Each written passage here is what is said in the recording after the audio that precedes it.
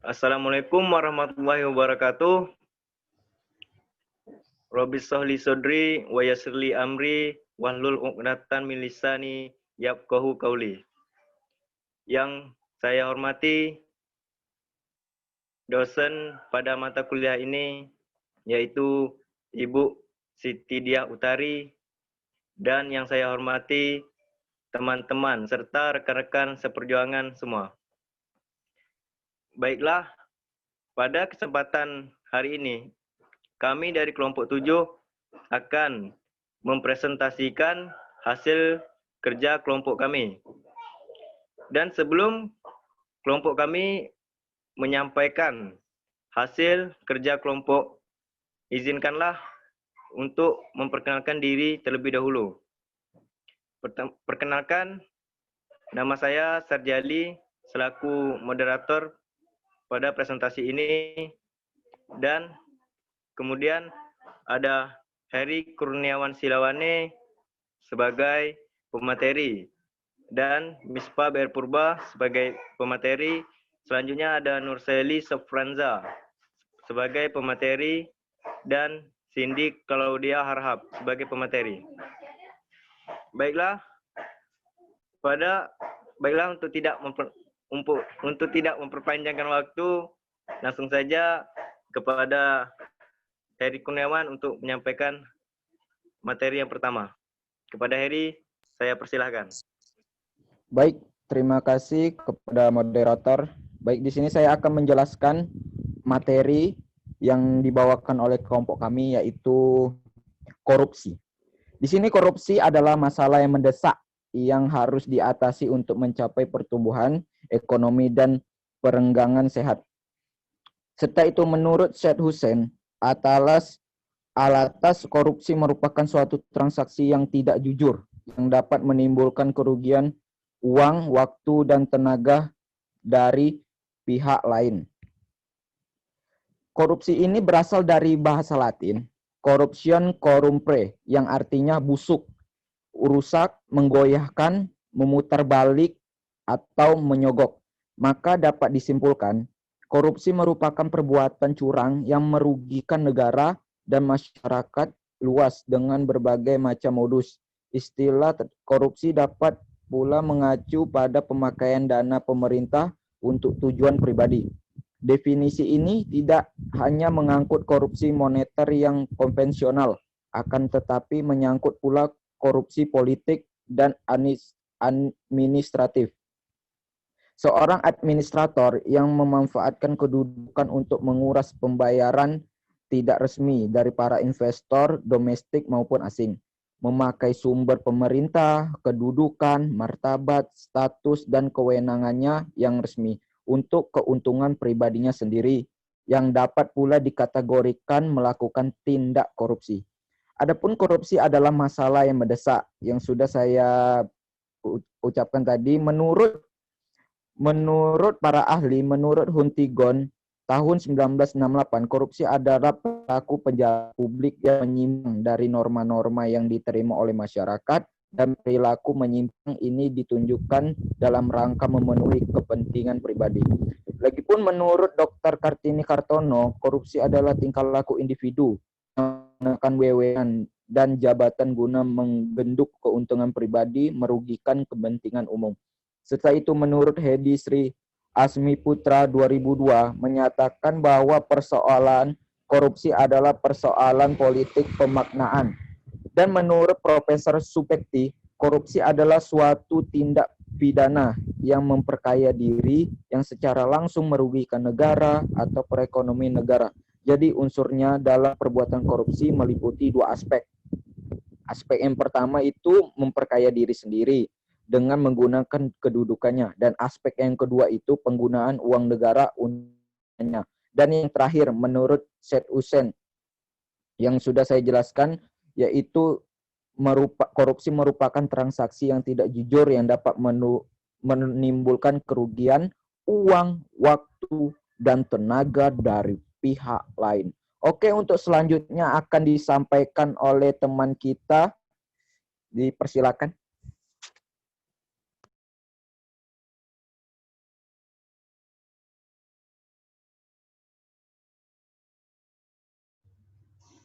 Baik, terima kasih kepada Heri.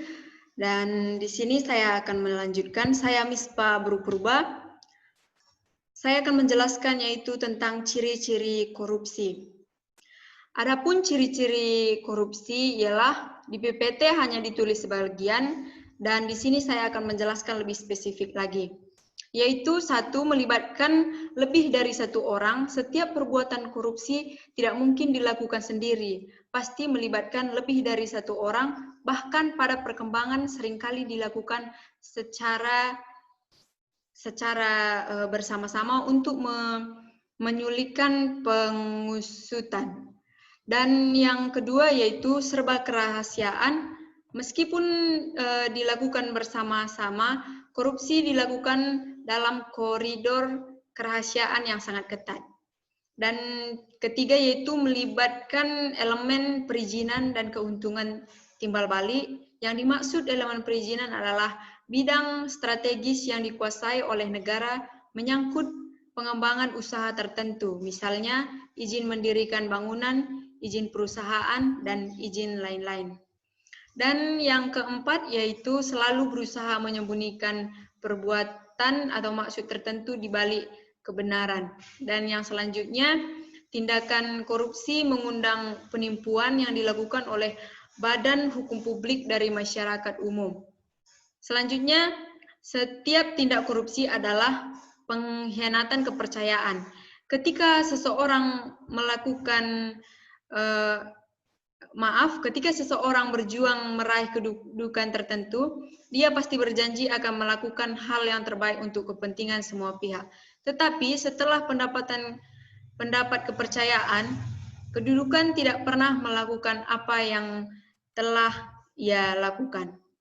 Selanjutnya yaitu setiap bentuk korupsi melibatkan fungsi ganda yang kontradiktif dari koruptor sendiri. Sikap dermawan dari koruptor yang acap ditampilkan di hadapan publik adalah bentuk fungsi ganda yang kontradiktif. Di satu pihak, sang koruptor menunjukkan perilaku menyembunyikan tujuan untuk menyerat semua pihak untuk ikut bertanggung jawab di pihak lain. Dia menggunakan perilaku tadi untuk meningkatkan posisi tawarannya. Selanjutnya akan dijelaskan oleh teman kami.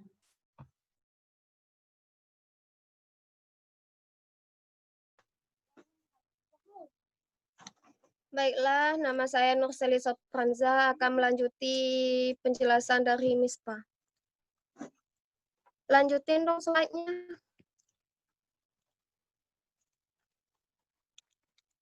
Terus selanjutnya ada jenis-jenis korupsi. Secara jelas oleh Undang-Undang Nomor 31 Tahun 1999, Undang-Undang Nomor 20 Tahun 2001 dalam pasal-pasalnya berdasarkan pasal-pasal tersebut terdapat 33 jenis tindakan yang dapat dikategorikan sebagai korupsi. Terus 33 tindakan tersebut dikategorikan ke dalam 7 kelompok. Yang pertama yaitu korupsi yang terkait dengan merugikan keuangan negara. Terus yang kedua korupsi yang terkait dengan suap menyuap. Terus yang ketiga korupsi yang terkait dengan penggelapan dalam jabatan. Terus yang keempat korupsi yang terkait dengan pemerasan. Terus yang kelima korupsi yang terkait dengan pembuatan curang. Terus yang selanjutnya korupsi yang terkait dengan benturan kepentingan dalam pengadaan.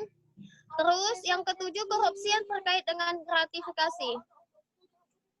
Selanjutnya, slide.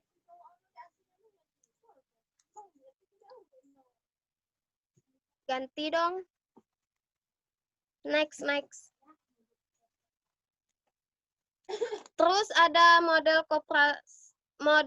korupsi. Model korupsi yang pertama yaitu model korupsi lapis pertama.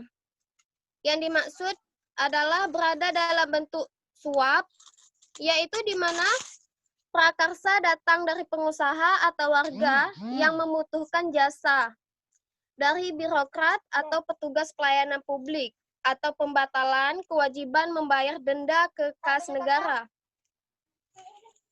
Pemerasan di mana prakarsa untuk meminta balas jasa datang dari birokrat atau petugas pelayanan publik lainnya. Terus ada mode korupsi lapis kedua. Jaring-jaring korupsi atau cabal antara birokrat, politisi, aparat, penegakan hukum, dan perusahaan yang mendapatkan kedudukan istimewa. Menurut Adi Tejandra oleh para ahli, pada korupsi dalam bentuk ini biasanya terdapat ikatan-ikatan yang nepotis antara beberapa anggota jaring-jaring korupsi. Dan lingkupnya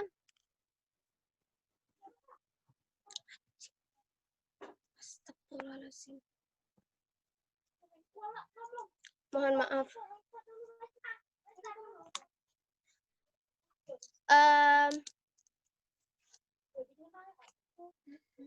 Lingkupnya bisa mencapai level nasional.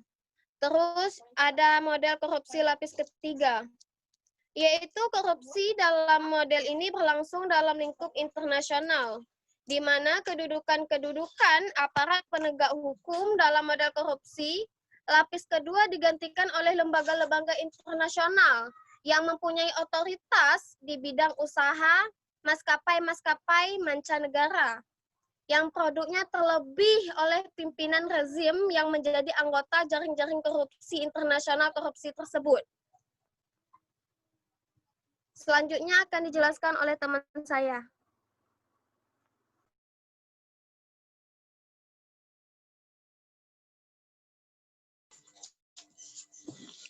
Baiklah, saya akan menjelaskan tentang penyebab terjadinya korupsi.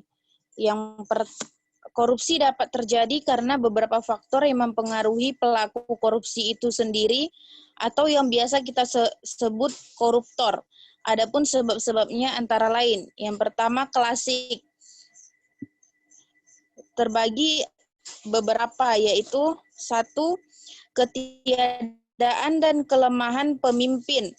Ketidakmampuan pemimpin untuk menjalankan tugas dan tanggung jawabnya merupakan peluang bawahan melakukan korupsi. Yang kedua, kelemahan pengajaran etika. Hal ini terkait dengan sistem pendidikan dan substansi pengajaran yang diberikan. Pola pengajaran etika dan moral lebih ditekankan pada pemahaman teoritis, tanpa disertai dengan bentuk-bentuk pengimplementasiannya. Yang ketiga, kolonialisme dan penjajahan. Penjajahan telah menjadikan bangsa ini menjadi bangsa yang tergantung, lebih memilih pasrah daripada berusaha dan senantiasa menempatkan diri sebagai bawahan. Sementara dalam pengembangan usaha, mereka lebih cenderung berlindung di balik kekuasaan dengan melakukan kolusi dan nepotisme. Sifat dan kepribadian inilah yang menyebabkan munculnya kecenderungan sebagai orang melakukan korupsi. Yang keempat, rendahnya pendidikan. Masalah ini sering pula sebagai penyebab timbulnya korupsi. Minimnya keterampilan, skill, dan kemampuan membuka peluang usaha adalah wujud rendahnya pendidikan. Dengan berbagai keterbatasan itulah mereka berupaya mencari peluang dengan menggunakan kedudukannya untuk memperoleh keuntungan. Apa yang dimaksud rendahnya pendidikan di sini adalah komitmen terhadap pendidikan yang dimiliki. Karena pada kenyataannya para koruptor rata-rata memiliki tingkat pendidikan yang memadai, kemampuan, dan skill. Yang kelima, keinginan yang berlebihan. Tanpa disertai introspeksi diri atas kemampuan dan modal yang dimiliki mengantarkan seseorang cenderung melakukan apa saja yang dapat mengangkat derajatnya. Atas keinginannya yang berlebihan ini, orang akan menggunakan kesempatan untuk mengeruk keuntungan yang sebesar-besarnya. Yang kelima, tidak adanya hukuman yang keras, seperti hukuman mati, seumur hidup, atau dibuang ke pulau Nusa. Lebih dan terkurang, kami dari kelompok mengucapkan terima kasih dan mohon maaf sebelum besarnya atas kesilapan dan kesalahan kami. Karena yang benar itu datangnya dari Allah dan yang salah itu datangnya dari diri kami sendiri. Itulah, itu aja. Terima kasih. Assalamualaikum Waalaikumsalam warahmatullahi warahmatullahi wabarakatuh. Waalaikumsalam warahmatullahi wabarakatuh.